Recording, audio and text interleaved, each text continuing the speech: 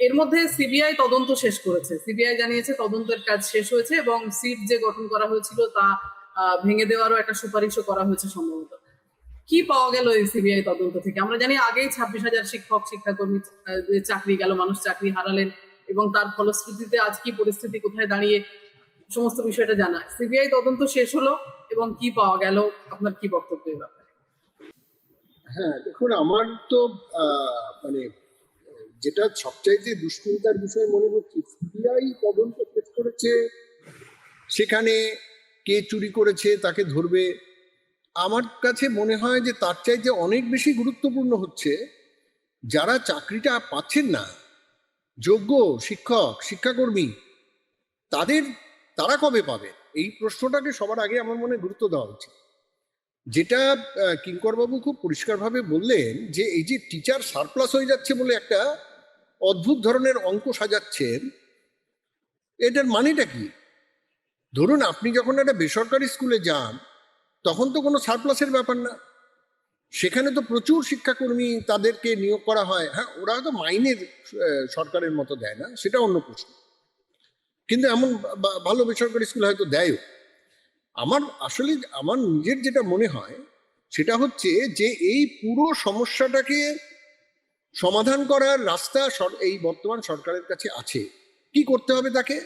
তাকে একটা নীতি নির্ধারণ করতে হবে যে আমার প্রাথমিক এবং মাধ্যমিক স্তরের স্কুলগুলিকে এতদিন যে উপেক্ষা অবহেলা করা হয়েছে, তার শিক্ষক প্রকৃত অর্থে নিয়োগ করা হয়নি, তার যেখানে যেখানে তার ফান্ড তার দরকার সেইটা প্রপারলি দেওয়া হয়নি, এবার সেটা আমরা দেওয়া শুরু করব। আমাদের সরকারের যে খরচ তার একটা বড় অংশ আমরা শিক্ষার পেছনে দেব এবং তাতে আমার প্রচুর শিক্ষক নিয়োগ করতে হবে, প্রচুর শিক্ষাকর্মী লাগবে। এইটা যদি সে নীতি নির্ধারণ করে তাহলে কিন্তু আমি এইটাকে বিশ্বাস করি, তাহলে 17% আর 7% হয়ে যাওয়ার সমস্যাটাও কিন্তু সমাধান হয়ে যাবে। তাহলে কিন্তু প্রচুর লোককে নিয়োগ করার একটা প্রশ্ন আসবে এবং এই নিয়োগ করার কিন্তু প্রয়োজন আছে। যদি শিক্ষাটাকে সংস্কার করতে হয় তাহলে কিন্তু এটার প্রয়োজন আছে এবং এই প্রয়োজনটাকে মেটানোর সদিচ্ছা সরকারের আছে কি, এটা হচ্ছে আসল প্রশ্ন। আমার নিজের যেটা মনে হয় যে আমিও সরকারের কাছে এই দাবিটাই রাখবো যে আপনারা নতুন এসেছেন, আপনারা বলেছিলেন যে পশ্চিমবাংলাকে আমরা তার পুরনো গৌরব আমরা ফিরিয়ে দেবো। পশ্চিমবাংলার গৌরবের মধ্যে কোন জায়গাটা রয়েছে? তার শিক্ষা এগিয়ে থাকা তো একটা বিরাট জিনিস। তার যে শিক্ষার মানে স্কুল স্তরের শিক্ষার যে জায়গায় ছিল, তার স্কুলগুলির অবস্থা যে জায়গায় ছিল, সরকারি স্কুলগুলো আপনি চিন্তা করুন তো, এই যে বিভিন্ন যে সরাসরি সরকারি স্কুল যেগুলো হচ্ছে, জেলা স্কুলগুলো যেগুলো ছিল, হ্যাঁ, মানে আমি বলতে চাইছি সরকারের দিক থেকে যদি সদিচ্ছাটা দেখানোর সুযোগ সরকার চায়, সে কিন্তু নিতে পারে। এখন তার কিন্তু টাকার সমস্যা হওয়ার কথা নয়। এই যেটা কিঙ্কর বাবু বললেন যে রাজ্য কেন্দ্র একই সরকার হয়েছে, এবার কেন্দ্র দিচ্ছে না, এটা বলার সুযোগ নেই। তার কি সেই সদিচ্ছাটা আছে? সে কি চায় যে আমাদের এই শিক্ষাটা, স্কুল শিক্ষাটা তার মানে পুরনো গৌরবটা ফিরে পাক, এই স্কুলগুলো আবার খুব সুন্দর একটা মানে পরিবেশ তৈরি হোক, সেখানে দলে দলে ছাত্রছাত্রী ভর্তি হোক, প্রচুর শিক্ষাকর্মী নিয়োগ করলেই তো সেটা হবে। তাদেরকে তারা যদি নিয়োগ হয়, তারা যদি কাজ করে তাহলেই তো হবে।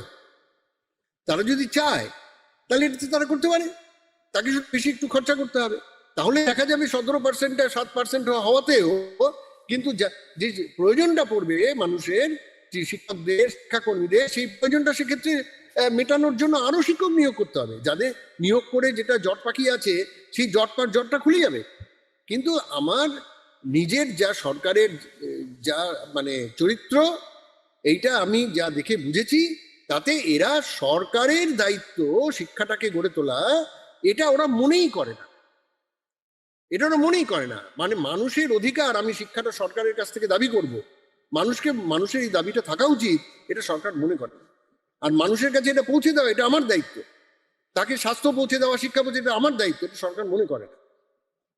যেহেতু মনে না করলে যা হওয়ার তাই হয়, মানুষের সাময়িক ক্ষোভ বিক্ষোভকে অন্যদিকে সরিয়ে দেওয়ার জন্য আজকে এই মামলা, ওই মামলা, সেই মামলা, সেই এসব করতে থাকে।